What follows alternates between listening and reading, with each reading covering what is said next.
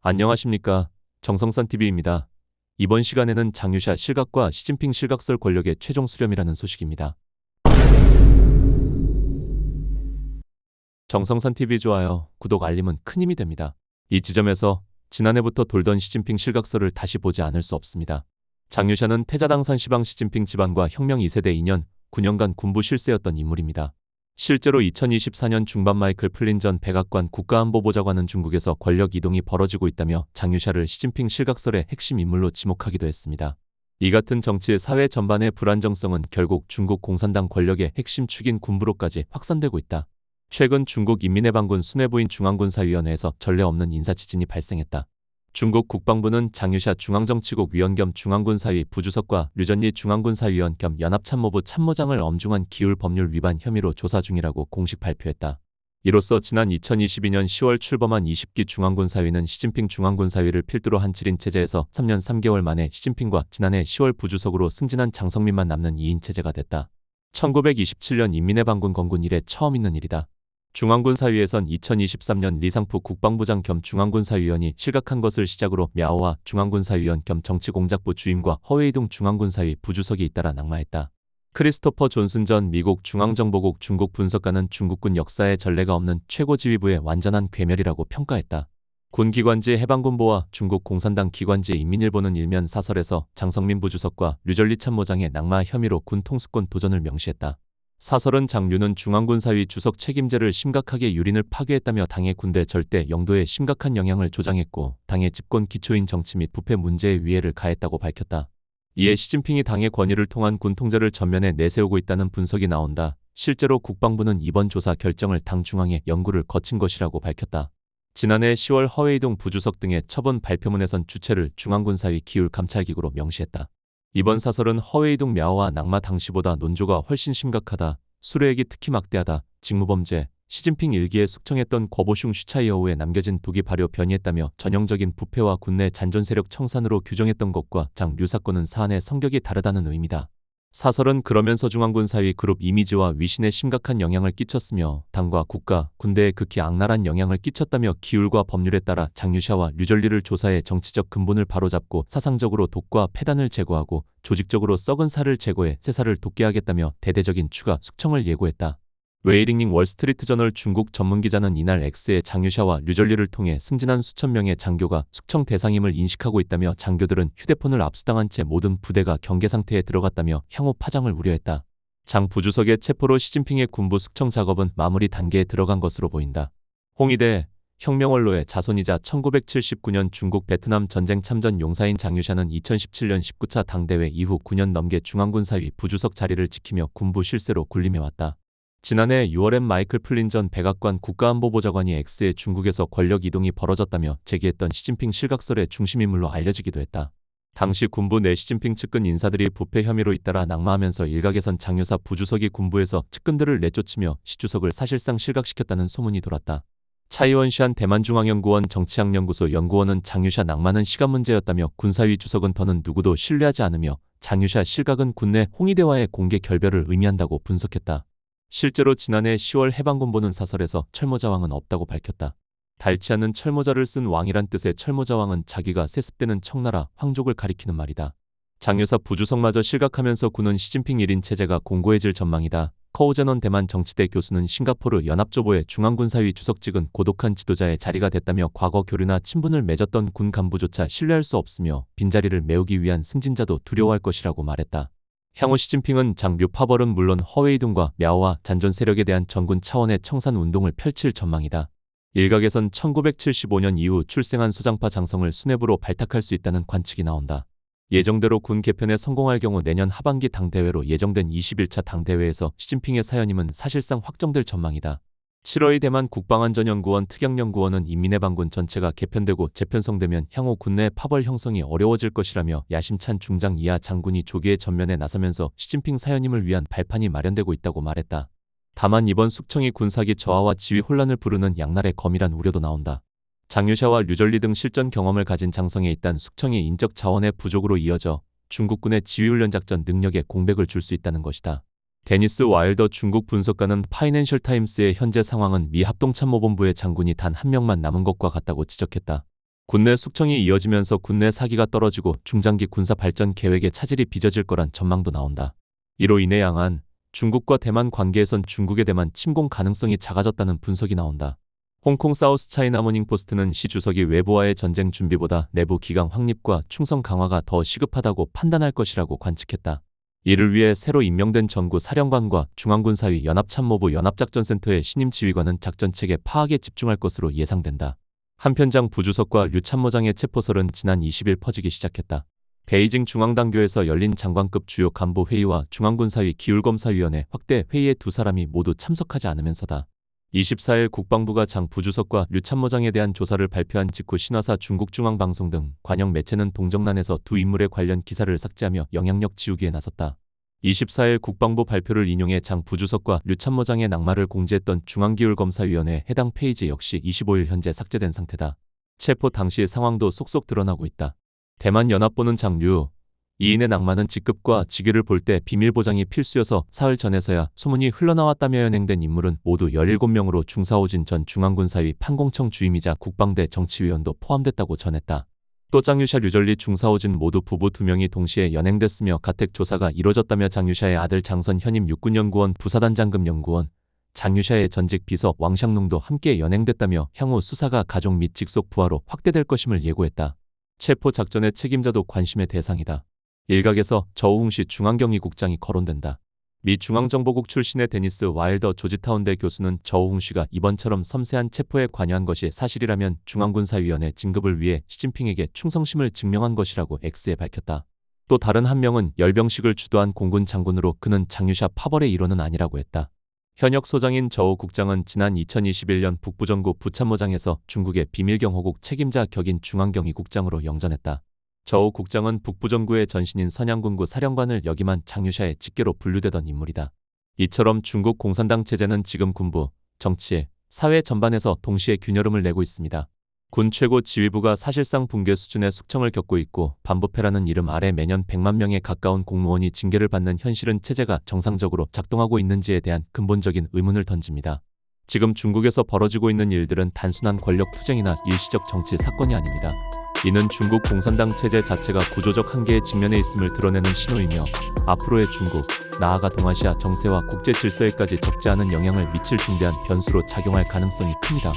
앞으로 중국 군부와 권력 핵심부에서 어떤 추가 숙청과 변화가 이어질지, 그리고 시진핑 체제가 이 위기를 통제 가능한 수준으로 봉합할 수 있을지, 아니면 더 큰 혼란으로 치닫게 될지 주의 깊게 지켜볼 필요가 있습니다. 장유샤의 실각은 시진핑이 군부의 마지막 자율 세력까지 제거했음을 의미하며 동시에 더는 누구도 신뢰하지 않는 단계에 진입했음을 보여줍니다. 지금 중국에서 벌어지는 일은 단순한 인사 교체도 일시적인 반부패 캠페인도 아닙니다. 100만 명 숙청, 군 최고 지휘부 붕괴, 최고 지도자를 향한 공개 퇴진 요구.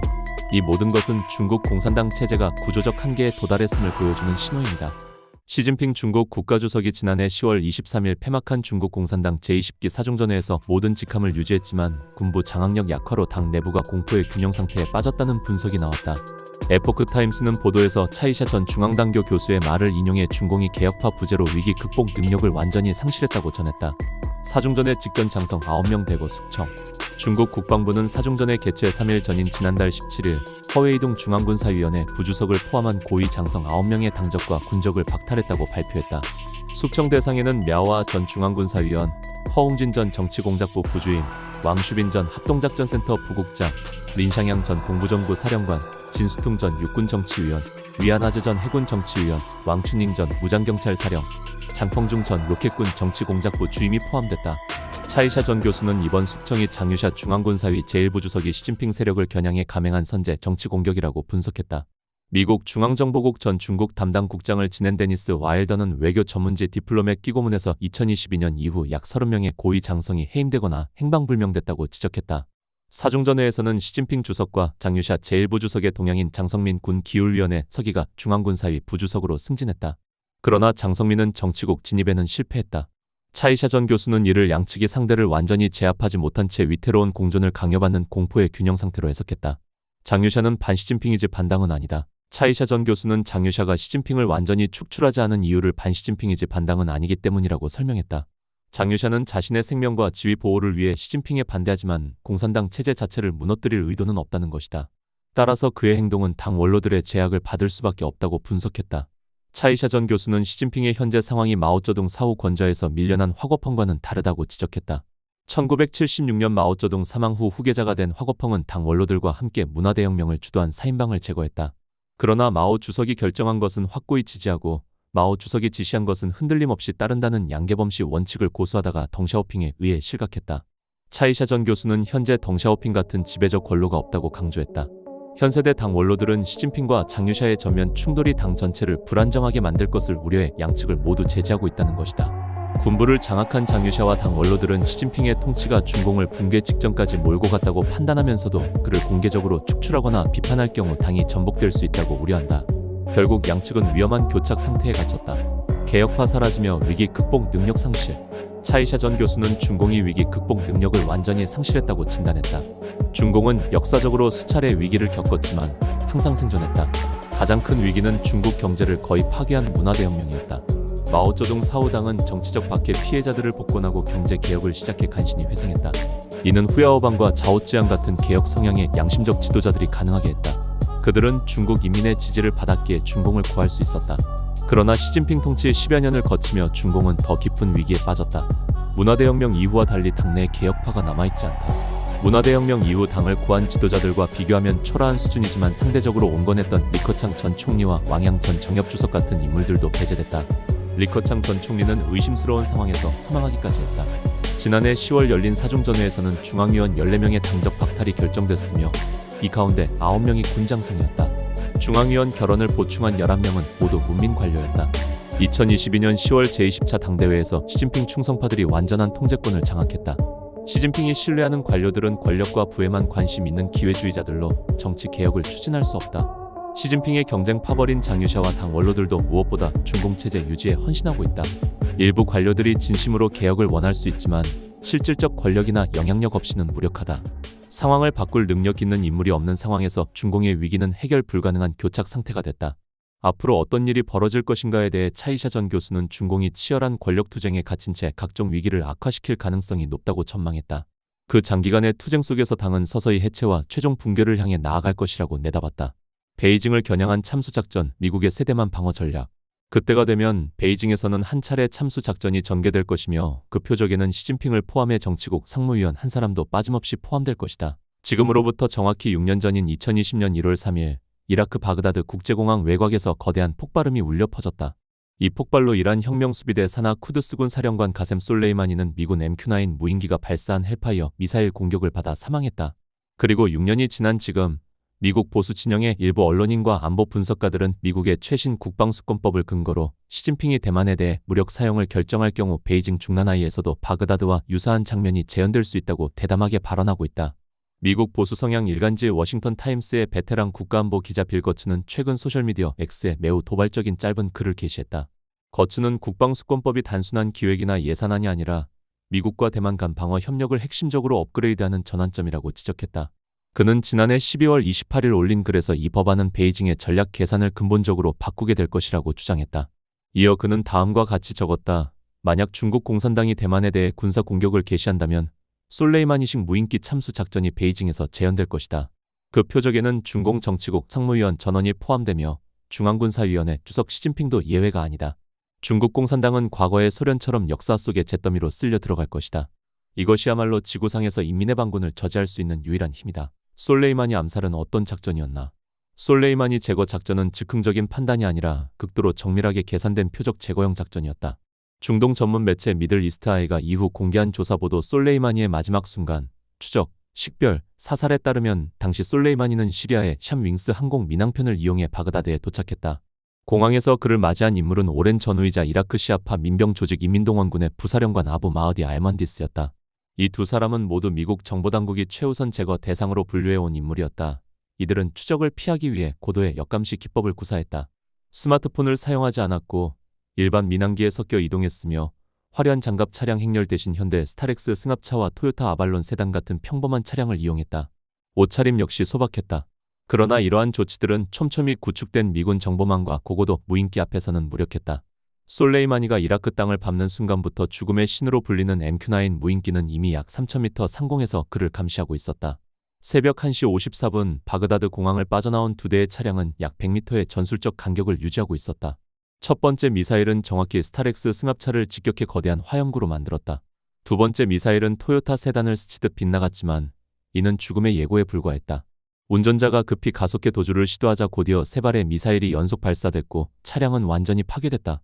한때 중동 전역에서 막강한 영향력을 행사하던 이란의 실력자는 결국 그의 신원을 상징하던 커다란 붉은 보석 반지가 낀 손 하나로만 확인될 정도로 처참한 최후를 맞았다. 당시 미 국방장관 마크 에스퍼는 이 작전이 정권 교체를 위한 것이 아니라 미국인의 생명을 보호하기 위한 조치라고 설명했다. 반면 도널드 트럼프 대통령의 발언은 훨씬 직접적이었다. 그는 내가 이끄는 미국의 정책은 명확하다. 미국인을 해치거나 해치려는 의도를 가진 자가 있다면 우리는 그들을 찾아내 제거할 것이라고 말했다. 지옥의 풍경, 무인기가 침략자를 도살하는 전장. 시진핑 참수는 물론 워싱턴의 공식 전략은 아니다. 적어도 공개적으로는 그렇다. 그러나 미군 인도태평양 사령부가 구상하고 있는 헬스케이프 전략은 대만 해협 전체를 무인 시스템으로 뒤덮는 대규모 방어 개념이라는 점에서 결코 공상에 그치지 않는다. 거츠는 국방수권법에 포함된 대만 관련 조항 가운데 가장 핵심적인 내용으로 미 국방부가 대만과의 공동기획 계획을 공식적으로 가동하도록 한 점을 꼽았다. 이 계획에는 무인 시스템 배치와 반무인 시스템 운용이 모두 포함되며 대만은 한국, 일본, 호주, 필리핀 등 미국의 핵심 동맹국과 사실상 동등한 대우를 받게 된다. 국방수권법 제1266조는 국방부에 총 90억 달러의 예산을 배정해 대만과의 공동기획 이니셔티브를 시작하도록 명시하고 있다. 미 국방부 기술 담당 고위 관료 마이클 호로위츠는 최근 한 비공개 브리핑에서 러시아, 우크라이나 전쟁에서 얻은 가장 중요한 교훈은 현대전의 최전선이 인간과 인간의 싸움이 아니라 인간과 기계의 경쟁으로 바뀌었다는 점이라고 말했다. 무인기 포화 공세로 대만 해협을 침략자 지옥으로 미군은 이와 함께 레플리케이터라는 계획을 추진 중이다. 이 계획은 공중 드론뿐 아니라 무인 수상정, 무인 수중체를 포함해 수천 대의 저비용 소모형 무인 시스템을 신속히 배치하는 것을 목표로 한다. 인도태평양 사령부 사령관 세뮤얼 파파로 제독 역시 중공군 함대가 대만 해협을 건너려는 조짐이 포착되는 즉시 미군과 대만군이 수천 기의 무인 장비를 투입할 것이라고 밝혀왔다. 그의 구상은 상륙을 시도하는 중공군을 대상으로 포화식 공격을 가해 대만 해협 전체를 침략자의 지옥으로 만들겠다는 것이다. 파파로 제독은 기계 대 기계의 살상은 이 전략의 핵심 구성 요소라며 그 목적은 중공이 군사력을 통해 대만을 성공적으로 점령하는 능력을 박탈하는 것이라고 설명했다. 미군은 항공모함 전단이 본격적으로 전장에 도착하기 전에 무인기 전력을 앞세워 중공군의 전투력과 전투 의지를 먼저 무력화시키기를 기대하고 있다. 전략적 모호성에서 억제의 명확성으로 이번 국방수권법은 해상 비전면전 압박에 대한 대응까지 포함하고 있다. 법안은 미 해안경비대가 대만 해안경찰과의 훈련을 확대하도록 요구하고 있는데 이는 중공 해경이 금문도 마주 열도 인근에서 벌여온 위장된 해상 도발을 겨냥한 조치다. 무인기 포화전과 미대만 공동기획이라는 이중 전략은 미국의 대만 정책이 기존의 전략적 모호성에서 점차 더 분명한 억제의 명확성으로 이동했음을 보여준다. 도널드 트럼프 대통령이 6년 전 솔레이마니를 제거하고 이번에는 그동안 지속적으로 경고해왔던 마두로를 적지에서 단번에 체포해 온 전례를 고려하면 이번 조치 역시 상당 기간에 걸쳐 사전에 준비돼 있었을 가능성이 크다. 이는 단순한 정치적 선언이나 메시지 차원이 아니라 실제 법안과 예산, 구체적인 군사 구상으로까지 이어지고 있다는 점에서 베이징으로서는 큰 전략적 부담으로 받아들여지고 있다. 그런데 SNS에 충격적인 게시물이 등장했습니다. 베이징 정권은 겁에 질려 있습니다. 베이징은 다시 비행금지 구역을 확대했습니다라는 글과 함께 진짜 베이징은 비행금지 구역을 확대한 사진을 등장했습니다. 트럼프는 무엇을 노리는 것일까요? 다음 시간에 뵙겠습니다. 멸공.